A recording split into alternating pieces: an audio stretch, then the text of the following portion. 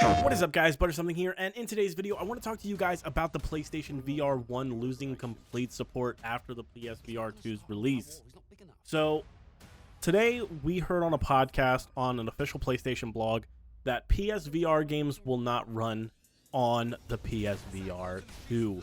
Now, to me personally, I understand it, but at the same time I don't know why they worded it like they did.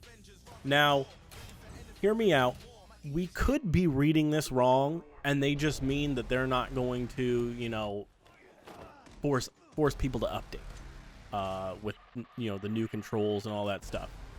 However, knowing Sony on backwards compatibility, I think they mean those exact words, that they're not going to, you know, essentially work on the PSVR 2.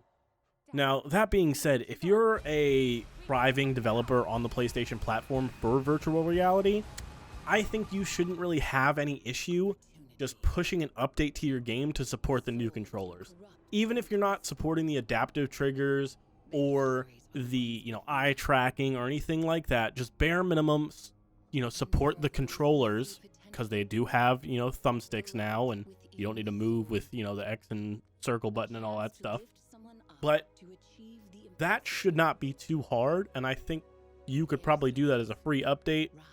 You know, as myself, I've also used Unreal and Unity to add VR controls to just mess around with and kind of understand what developers have to go through. And yeah, it's not fun. It'd probably be a good 2 to 3 weeks, maybe a month of work, you know, if I'm being massively generous. However, I think it's something that can be done just to have that bare minimum support on a new headset to continue selling copies of your game. Now, two other things that could have been said here are Sony themselves is just not going to support their own software to work on PSVR 2. And that's totally a possibility here.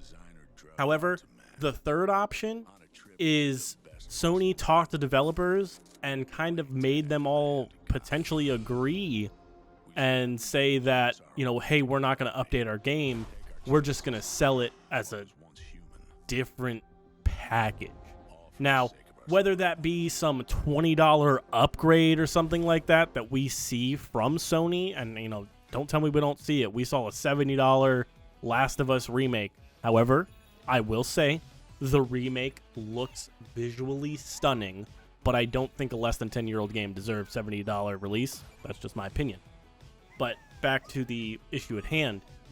PSVR 1 not having support on PSVR 2 is not a good look for Sony, and I think Sony may need to revisit this, because as of right now, I could see people potentially paying to be able to play on their PSVR 2.